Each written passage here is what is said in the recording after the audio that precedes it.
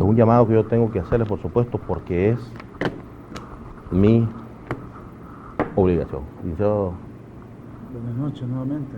Rodolfo, ¿cómo me le va? ¿Cómo lo veo? ¿Cómo estamos? Pues siempre es un honor, es un privilegio, aunque obviamente hay personas que indudablemente dirán, no es un honor que estén en ese programa, porque los comentarios que compartimos y vertimos en el programa, indudablemente, pues causan cierto desagravio hacia algunas personas, principalmente los religiosos, los en extremo o fanáticos religiosos. Más no saben, Eliezer, que para mí, en lo personal, esta es una enorme responsabilidad. Es serio lo que nosotros compartimos aquí. Tan serio es de que para yo poder exponer lo que acá siempre nos ha dado la oportunidad de hacerlo, pues viene un proceso de consulta, de análisis. A veces coincidimos con algunos. A mí me gusta mucho la expresión que usa el profeta Isaías en el capítulo 59, en el verso 14, cuando dice el profeta de que la verdad tropezó en la plaza, o sea, se esparció. Entonces, a veces, por ejemplo, coincidimos con algunas corrientes y vertientes de las ya reconocidas, como por ejemplo, nos escuchan hablar de que el infierno fue una deformación del criterio y del vocablo Gehenna que encontramos en el Nuevo Testamento, o en el llamado Nuevo Testamento. Entonces los testigos de Jehová se sienten identificados. Piensa igual que nosotros. O por ejemplo, cuando abordamos el tema que tiene que ver con la Trinidad, ya ese tema lo abordamos acá también, sí. Y ya expusimos con notoria claridad bíblica de que no hay tres dioses. Entonces nos escucha un testigo de Jehová y nos dice, ellos coinciden.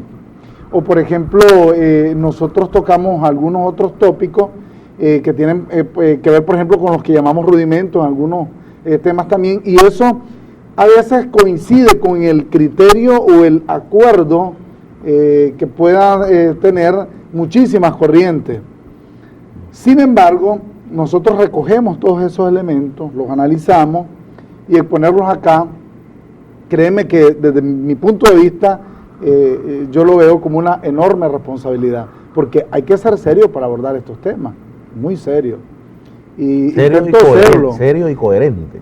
Por supuesto, porque la lógica no es simplemente decirle a las personas, mira, nos hemos equivocado en esto y en esto por tantos años, no. Sí.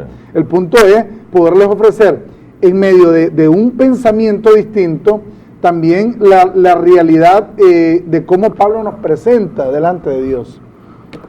Y ahí es donde vienen unos cambios importantes. Siempre me preguntas cómo me siento, y la verdad es que al final de cuentas siempre voy a seguir expresando que la voluntad de Dios se manifiesta. Yo hubiese querido, por ejemplo, tener una mejor condición económica, tener una mejor posición social. A mí me hubiera gustado nacer en otro país, a lo mejor. No le creo que me esté diciendo eso. No, estamos hablando, a ver, todo el mundo mide hoy la realidad del querer ser, del poder ser, a través de lo material. Entonces, por ejemplo, en mi caso, yo siempre he dicho, hombre, me gustaría ser político, por ejemplo. Tal vez no zancudo, ¿verdad?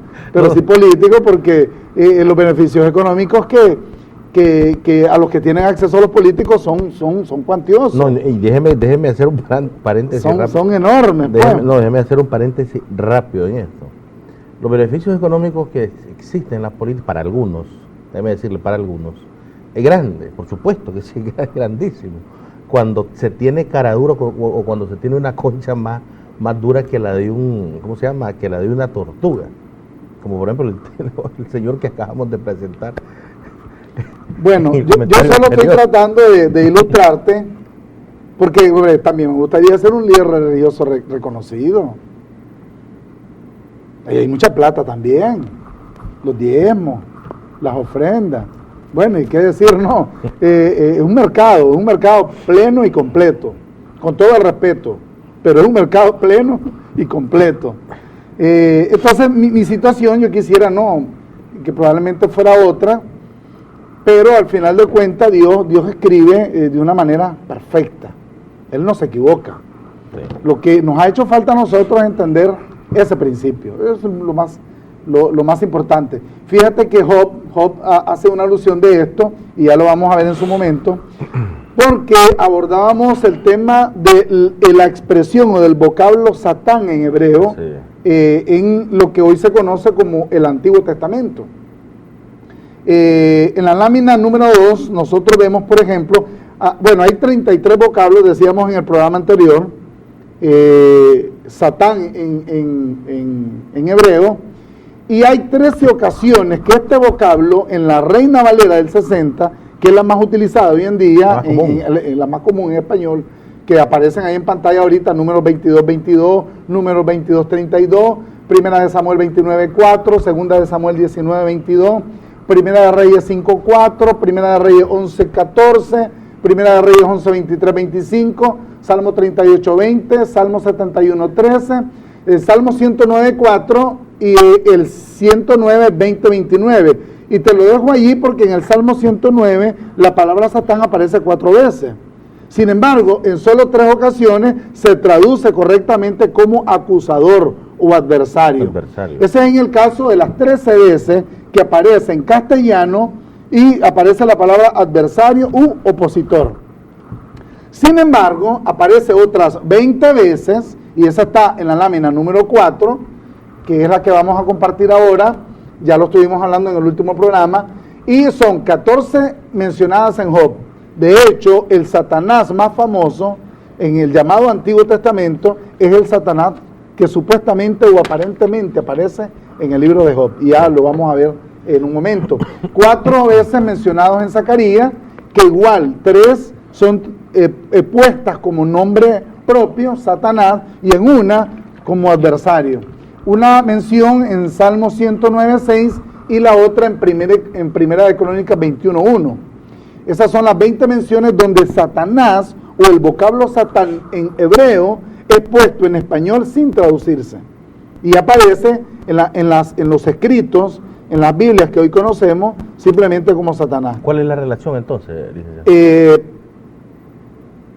Si hay 33 ocasiones en que aparece el vocablo Satán, ¿por qué entonces no se tradujo correctamente como acusador las 33 veces? ¿Por qué hubo esa parcialización del traductor de dejar como nombre propio Satanás en estas 20 ocasiones?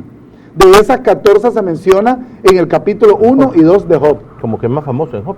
Es que es el más famoso, ¿sí? Porque se da un hecho muy particular. Decíamos en el programa anterior que el libro de Job probablemente fue escrito unos 1800 años antes de Cristo. Muchos especialistas creen que es posterior al diluvio y que, anterior al diluvio, o que probablemente es en la era de los patriarcas. En la era de los patriarcas. Y aquí vamos a ver algunos elementos que yo quiero compartirlos, pero quiero que sirvan de base para que los oyentes, los televidentes puedan sacar sus propias conclusiones. Que hay una posición un poco sesgada de mi parte por el hecho de que ya abordamos en un programa anterior el diabolos de Pablo. Sí. El término diabolos en griego significa opositor. Es una palabra relativamente parecida al Satán en hebreo. Hay una traducción del hebreo, de las escrituras hebreas, al griego que se hizo en el primer siglo. Se maneja que hubo 70 rabinos o especialistas de aquella época y hicieron una traducción al lenguaje común de aquella época, que era el griego. A esta traducción se le conoce popularmente como la Septuaginta. Pues fíjate que en la Septuaginta, al agarrar los vocablos en hebreos y traducirlos al griego, la palabra Satán en hebreo es traducida en todas sus consideraciones, en las 33 ocasiones, como diabolos en griego. La misma expresión, el mismo vocablo en griego que utiliza el apóstol Pablo. Y eso es lo interesante. Y vamos a ver otros elementos aquí, donde la Septuaginta nos da alguna luz que probablemente pues pudiera ayudarnos a entender, pero vamos al más famoso de todos, a Job. Y a partir del el capítulo 1, a partir del versículo 6, aparece un relato interesante.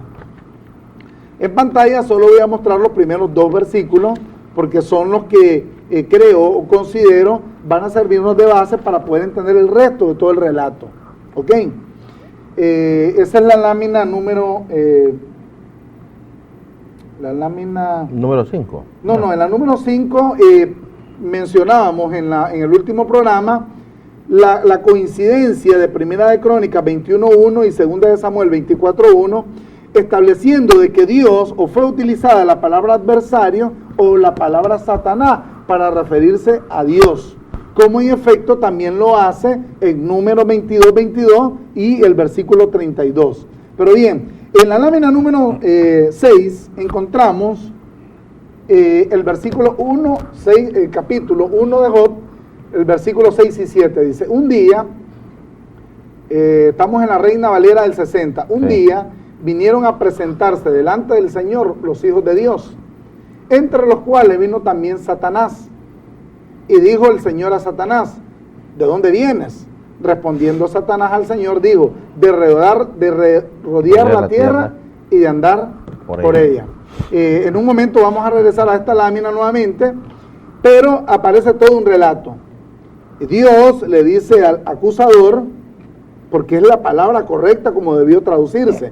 Incluso en la Biblia textual, y ustedes pueden ver la referencia en la lámina, que el lenguaje es totalmente distinto y un poco más literal. Me gustaría que la ponga nuevamente, porque me interesa mucho.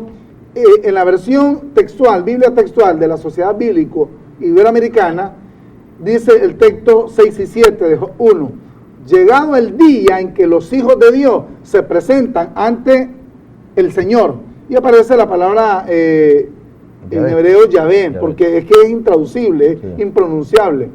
Vino también con ellos el acusador. Esta versión no utiliza la palabra Satanás. Vino también con ellos el acusador, y el Señor preguntó al acusador, ¿de dónde vienes? Y el acusador respondió al Señor y dijo, de rodear la tierra y de andar por ella. Pero fíjate que incluso dice, llegado el día en que los hijos de Dios, o sea, había una reunión habitual. Y este tópico de la presencia de Dios ya lo vamos a ver en un momento. Pero entonces viene y le dice Dios al acusador, hombre, ¿no has aprendido de mi siervo Job?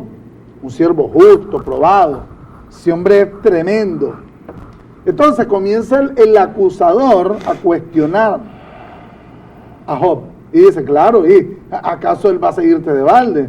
Si lo ha vestido de bienes, lo ha vestido de honra. Entonces, en el versículo, bueno, vamos a leerlo todo, espero que nos dé tiempo para poderlo explicar bien.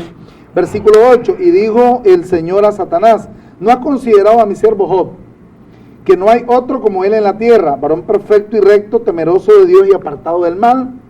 Respondiendo Satanás, en la versión Reina Valera, al Señor dijo, ¿acaso teme Job a Dios de balde? ¿No le ha acercado alrededor a él y a su casa y a todo lo que tiene? Al trabajo de sus manos has dado bendición. Por tanto, sus bienes han aumentado sobre la tierra. O sea, era un hombre próspero. Pero extiende ahora tu mano, y fíjate que aquí hay un elemento interesante, porque todo el mundo cree que fue el acusador o el llamado Satanás, a la óptica de la traducción en español, que es el que hirió a Job, pero no. O sea, toda la potestad la tuvo Dios en todo momento. Dice, pero extiende ahora tu mano y toca todo lo que tiene, y verás si no blasfema contra ti en tu misma presencia. Entonces viene y dice, bueno, es que era un ser sobrenatural. Si no blasfema contra ti en tu misma presencia. Bueno, en tu misma presencia, sí, porque es que estaban reunidos. Claro, sí. Estaban reunidos.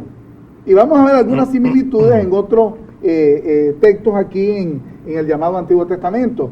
Pues entonces el punto es, la palabra hijo de Dios que aparece en el versículo 6 es la que a muchas personas los ha confundido.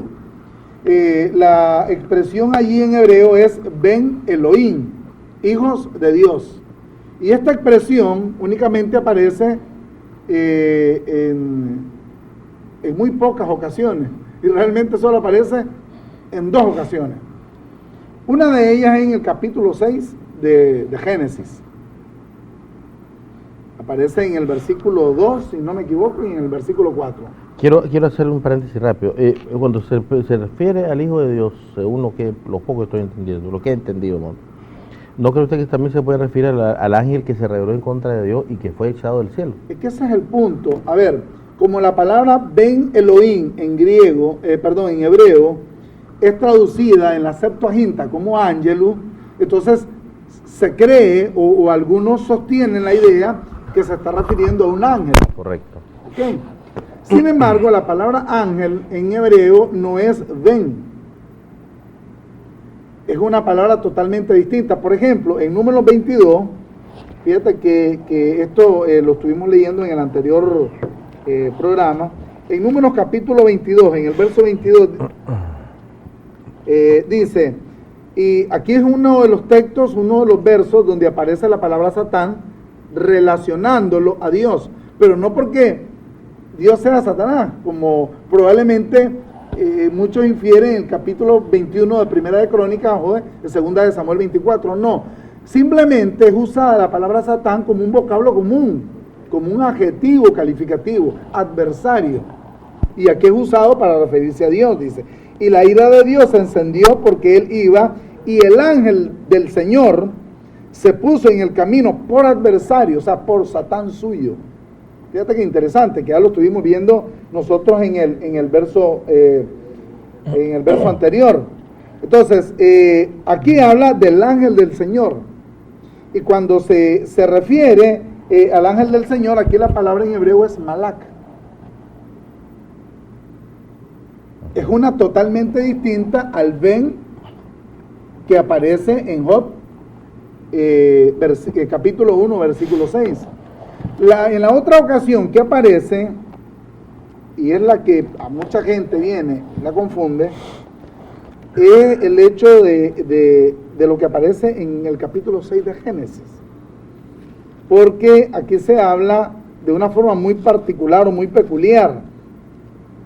A veces lo que leemos está determinado por lo que estamos, por las ideas preconcebidas que tenemos. A veces leemos lo que queremos entender. Así es. Y cuando el precepto religioso es el que subyace y determina el pensamiento de las personas, pues obviamente uno al final termina creyendo tal o cual cosa. Como dicen, las apariencias engañan. En cierto sentido, sí. Pudiéramos aplicarlo tal vez en este caso, sí, pero no necesariamente tan así de forma tácita. Sin embargo, en el capítulo 6 de Génesis, dice, y aconteció que cuando comenzaron los hombres a multiplicarse sobre la faz de la tierra, y les nacieron hijas, que viendo, dice, los hijos de Dios, que las hijas de los hombres eran hermosas, tomaron para sí mujeres, escogiendo entre todas. Entonces, aquí aparece la misma expresión del capítulo 1 de Job, que también Job lo vuelve a mencionar, y ya lo vamos a ver ahorita en el capítulo 38. Entonces, dice, hijos de Dios, la palabra Ben Elohim. Entonces, aquí hablan de que hubieron unos gigantes, que vinieron ángeles y vinieron a tener sexo supuestamente con mujeres. Ajá. Pero no, para entender el Génesis 6 hay que simplemente leer el Génesis 5. Y en Génesis 5 se viene expresando cómo se fue conformando la sociedad o las sociedades posterior a la creación. Entonces van a ver en el capítulo 5, y este engendró a este, y de aquí salió esta generación, y de aquí salió la otra generación. No olvidemos que en el capítulo 3 de Génesis, en el versículo 15, se establece de que iba a haber 2 simientes. Una que representaba realmente el propósito de Dios, como fue por ejemplo el caso de Abel, y otra que iba a establecer ya el propósito desde el punto de vista humano, que es el que se estableció por ejemplo en Caín, por causa de la naturaleza caída heredada de Adán. Lo llamativo del caso es que antes del capítulo 1 de Génesis, del capítulo 5, perdón, de Génesis, está el capítulo 4. Y en el capítulo 4 se habla sobre Caín. Y hay una serie de consideraciones relacionadas acá con Caín, pero me gustaría hacer de esto una...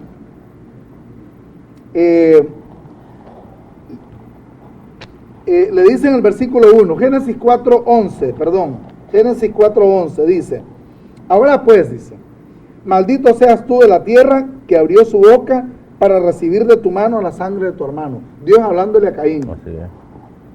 Cuando labres la tierra, no te volverá a dar su fuerza. Errante y extranjero serás en la tierra. ¿Te acordás que aparece un acusador en Job capítulo 1? Sí. ¿Y cuál es la característica determinante del acusador del capítulo 1 de Job? Cuando Dios le pregunta, ¿y de dónde venís? ¿Qué le dice el acusador? Andaba rodeando la tierra. Dice, cuando labras la tierra, no te volverá a dar su fuerza. Errante y extranjero serás en la tierra. Demasiada coincidencia, ¿no te parece? Sí. Ok.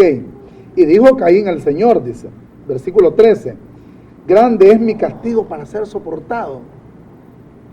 Le di un solo en la jupa, como decimos muy nicaragüense, a Abel, pero para tanto, hombre, soy célebre, ¿no? El primer asesino, el primer homicida de la historia. Pero eso debería tener su arista. Entonces, he aquí, dice, me echas hoy de la tierra, le dice Caín a Dios. Ahora, ¿está hablando con Dios? Está hablando con Dios. Ya él ya había matado a su hermano. Porque es que a veces hay cosas que nos extralimitamos a la hora de hacer conjeturas.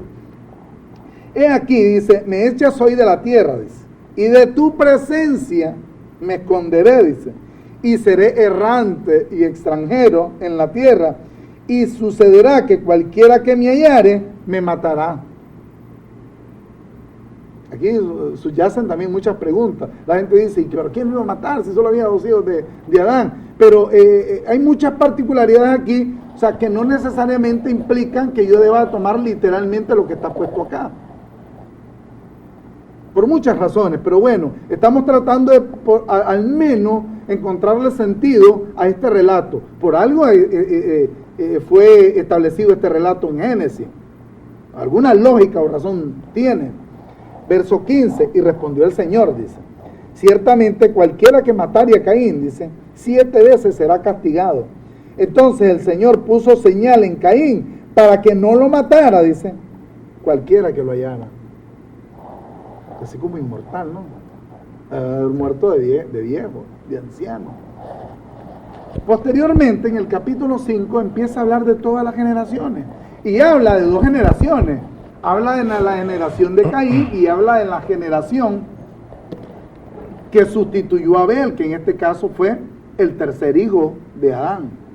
Entonces, cuando llega al capítulo 6, habla de los hijos de Dios y habla de las hijas de los hombres.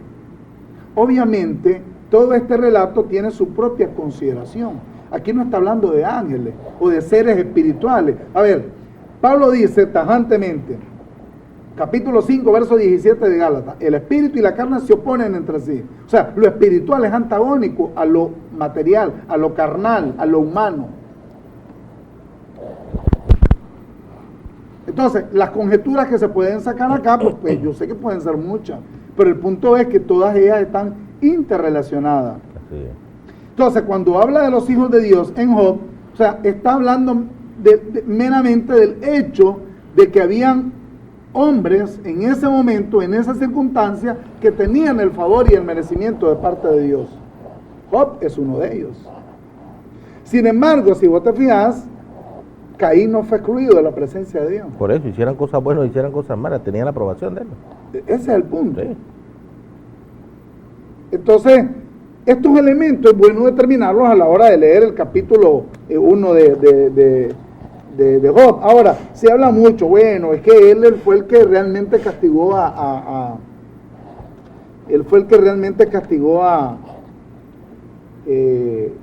Job. Sin embargo, no es cierto, porque vemos acá en el relato, regresamos a Job nuevamente,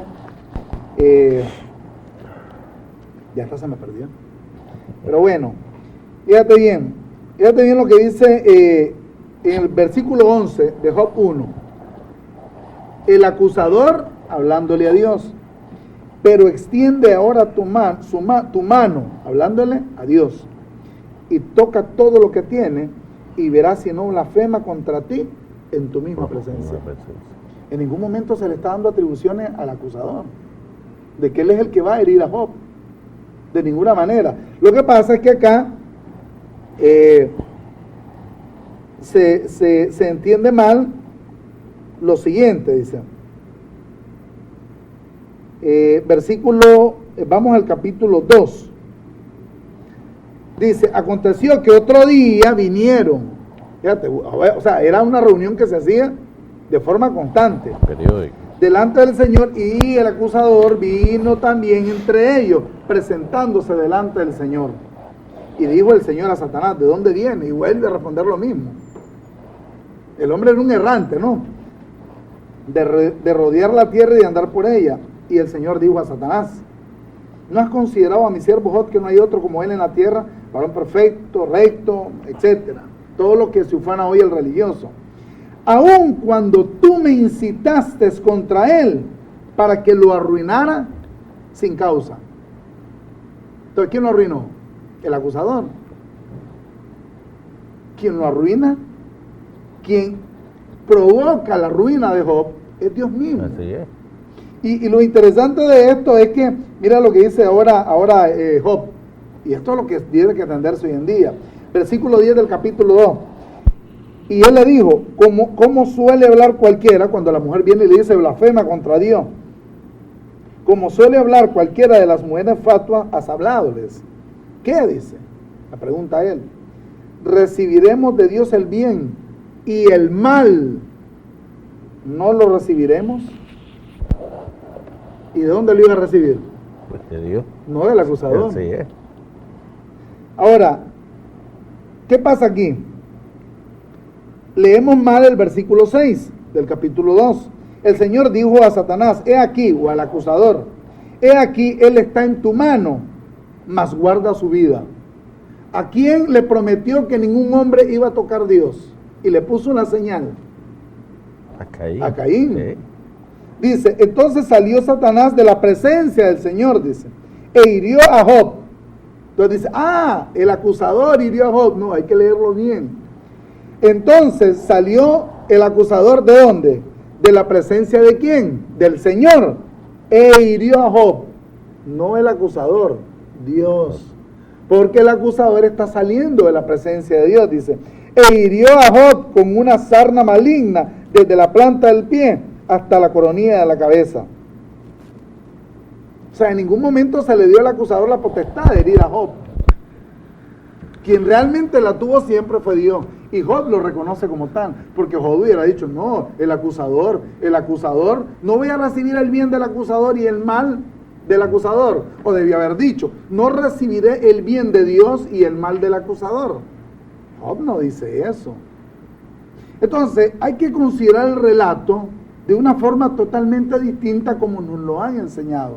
Y quitar la palabra Satanás, el vocablo Satanás ahí, que no fue traducido correctamente a la palabra que realmente debe ser puesta, que es la palabra de acusador. Ahora, yo no estoy diciendo que es Caín. Yo solo estoy utilizando un ejemplo para poder entender que realmente aquí se está hablando de un ser humano. Se está hablando de alguien que tenía, que juntamente con otros tenía la comunión de poder participar en una reunión, en un momento, en una circunstancia donde Dios obviamente se relacionaba con ellos. Pero no es que era un ángel bajado del cielo, que no tiene... A ver, posterior a esto, ¿en qué otro momento se puede aludir, por ejemplo, la misión de un acusador en el resto del Antiguo Testamento? Eso no aparece por ningún lado. Cada vez que el pueblo se apartaba del pacto de Dios, Dios venía y lo castigaba. Y en ningún momento dice ahí, en ninguna de las escrituras hebreas, que hubo un espíritu que estaba detrás del pueblo de Israel para que Israel se saliera y desobedeciera a Dios, como suele ocurrir en nuestros días hoy. Sí. Pablo dice en 1 Corintios 10:13 que la tentación es humana. Pablo dice en Gálatas 5:17, en efecto, que el espíritu y la carne se oponen entre sí. ¿Para qué? Para que el hombre no haga lo que quiere. Eso quiere decir que de ninguna manera nosotros podemos inferir que tenemos un enemigo. Ahora, fíjate bien, desde el punto de vista de quién es Dios. Se habla, por ejemplo, desde el punto de vista teológico. Es que Dios es omnipresente, o sea, que Dios está en todas partes. Sí. ¿Habrá alguien que tenga ese mismo atributo? No. Nadie. Claro. Si alguien tiene ese mismo atributo, entonces está la parte de Dios. Está la parte de Dios, es otro Dios. ¿Verdad? Primero. Segundo, se habla de que Dios es omnipotente. ¿Qué implica eso? De que Dios es todopoderoso. O sea, que no hay nadie que tenga más poder que Él. Así es. Entonces pregunto, Dios todopoderoso, ¿a cuenta de qué va a tener enemigos? Y si Dios tuviese enemigos, podrán contra Él. Y si yo soy su hijo, ¿podrá un enemigo contra mí? Si Pablo dice a los Efesios que yo estoy juntamente sentado con Él en lugares celestiales. En una ocasión yo conversaba con un líder religioso y él me decía, es que vos no entendés el precepto de Dios de ponerte a un aguijón que te esté molestando para que te acordes de Dios. A ver, ¿y de qué tendría necesidad? ¿De qué tendría necesidad? A mí no se me olvida que una vez yo llegué a Masaya. Masaya es, a ver, yo la considero que es una sociedad muy peculiar. No es cuando se le cayó los dólares, sí, ¿verdad? ¿No fue eso? No, Okay. fue en otro momento. Okay. Y llegué a una tienda y en una tienda había un rótulo grande. Decía, fulanito, vení, pagame lo que me debes. Me debes tanto, desde el día tanto, de la hora tal. Tenía necesidad ella de acudir a una tercera persona para poder resarcir o hacer manifiesto de que a alguien le había quedado mal económicamente. No. Entonces, ¿te imaginas a Dios todopoderoso? Jochándolo. Para que cometa un pecado, alguna cuestión. Pues yo, siendo su hijo. O sea, Dios requeriría de eso. Entonces, a veces hay cosas que yo creo que vale la pena considerarlas y que la gente debe entenderlo hoy en día. Yo sé que este tema por sí solo es cuestionado. Hay gente ahorita que se está retorciendo en su asiento, pero no deja de ver el programa, no deja de escucharnos, porque están acostumbrados a eso. Y hasta en las películas y hasta en los dibujos animados, ves un angelito que habla por una oreja y ves a un diablito o a un ser supuestamente maligno hablando por la otra orejita. Y no hemos entendido, y dice Pablo en el capítulo 7 de Romanos, que el mal está en nosotros. Como no hemos identificado el mal en nosotros, entonces el mal se ha apoderado de nosotros. Pero no por causa de que haya un ser espiritual que ande detrás de nosotros, sino por causa de que no hemos entendido nuestra verdadera identidad espiritual. Ahora, el tema no termina ahí, porque hay que hablar de Satanás en las palabras de Jesús de Nazaret y en 10 ocasiones lo utiliza el apóstol Pablo. Eso va a quedar para otra ocasión, pero lo importante aquí es que lo que hemos entendido que probablemente pasó en Job no es necesariamente lo que nos han dicho. Puede ser, yo no digo necesariamente que tenga que ser como lo he explicado ahora, o dando los elementos que he compartido ahora. Creo que cada quien saque sus propias conclusiones. Pero el muñequito, el Chucky que nos vendieron, no es el que está aquí en Job. Ya, yo escuchaba un día de esto por la radio a un supuesto, es que no sé ni cómo llamarle. A esa gente que te cobra por decirte qué número de lotería vas a comprar y ellos nunca se la sacan. El número de la suerte. Y hoy le toca el número de su suerte, el día de hoy es el 17.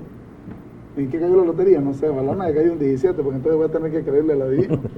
Pero decirle al adivino, si escucha, dice que la mona le hace corococó, usted está embrujado, dice. Entonces, esa mona que nos vendieron no es la que está aquí en Job, o ese mono, o ese uyuyuy. Mira, y lo digo ya para terminar, la religión se sostiene económicamente.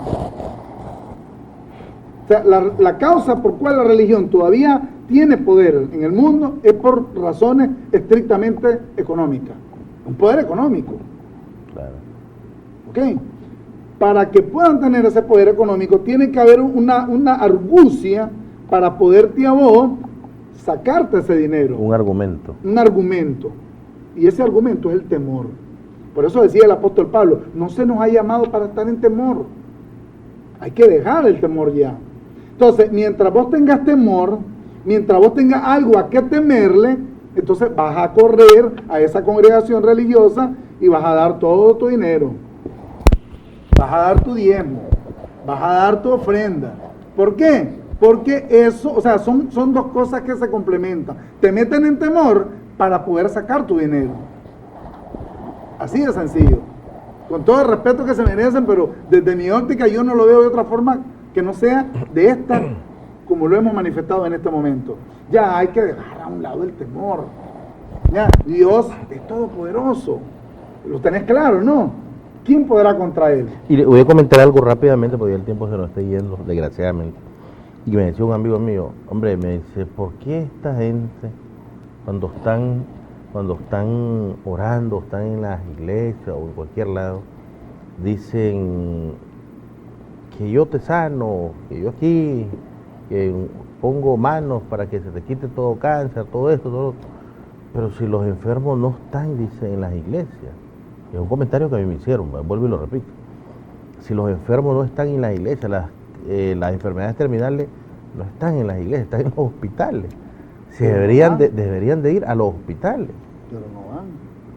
O sea, algo que a mí me comentaron, ¿verdad? Y yo creo que lo que usted está hablando... El temor ejerce dominio sobre las personas. Voy a decir esto también con respeto, pero con cierta autoridad también. En lo político pasa lo mismo. Sí. En lo político te tienen que meter en temor.